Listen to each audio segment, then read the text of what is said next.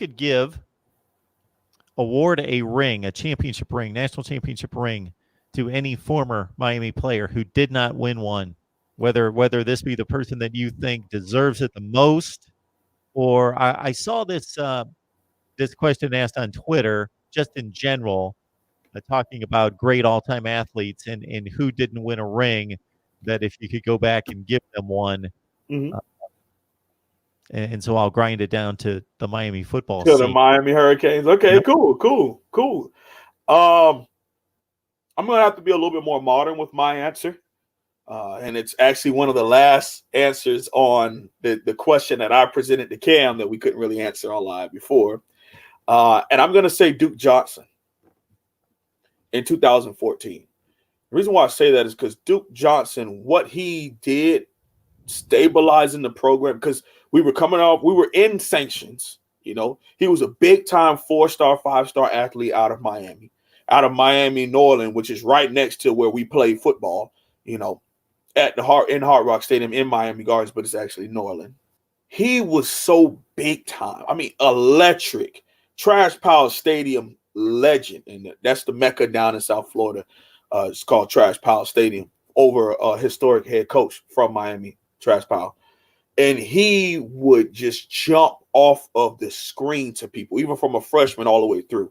So even when he was a Liberty City Warrior in Optimus ball, and then went to New Orleans, and then as a freshman was like a wide receiver, kick return, punt return guy, and just jumped off the screen to people. And then they went to state his junior year and lost. And his senior year, he scored all 5 touchdowns in the state championship game. I mean, he had 2 rushing, 1 receiving, 1 punt return, 1 kick return. Just took over the game. And every time he scored, threw that U up. Every single time threw that U.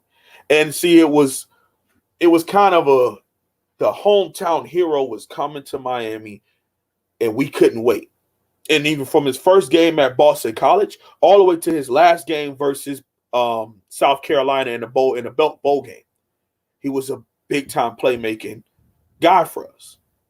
And he was kind of the last hope to where, if you look back on it, if he doesn't come here, then we don't get Tracy Howard. We don't get Eric Flowers. We don't get a lot of the Stacey Coley that came on later on after that. He was that big recruiter off the field, just kind of how people say that DJ Dallas was the ambassador of the class and things of that nature. Duke Johnson did it without having to do all of that talking. You know, he literally told Tracy Howard, you come here, I'll give you 3, I'll take 8.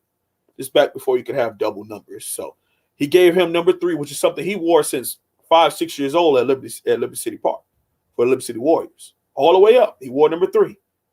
And then he gave it away to Tracy Howard, who wore number 3 at Miramar High School in Broward, and told him, you come here, I'll give you number 3, who was a Florida lock.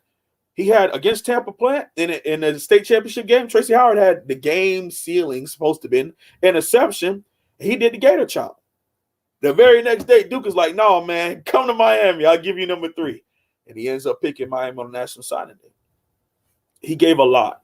And for us, as far like that younger generation, he was like our big-time guy that chose Miami and had somewhat similar of the production he had at Miami New Orleans as he had at the University of Miami. And so if I could award a ring to any player, I would have to say Randy Duke Johnson. Absolutely. Mr. Rubicon, he agrees with you. Duke Johnson, period. Yep. Got to vote for Brad Kaya as well in the comments section. Ooh, yeah. But then you also, if you reward one to Duke in 2014, then you reward one to Brad Kaya. That was his freshman year. I mean, not only one player gets the ring. You know, if you give the ring to that player, you pick that specific year, then everyone would get the ring. You get Denzel Perryman gets his ring. Eric Flowers gets his ring. Artie Burns, as a true freshman, gets his ring, you know? So everybody gets a chance to get a ring. Wholesome One, are you an NFL draft guy? Big time. Big time. It's a great way to be able to evaluate your players on a national scale. So that's what I like to do, is compare and contrast our players with a lot of the other big time guys. And I get to sit back and kind of take my Miami fandom off and look at them as a prospect.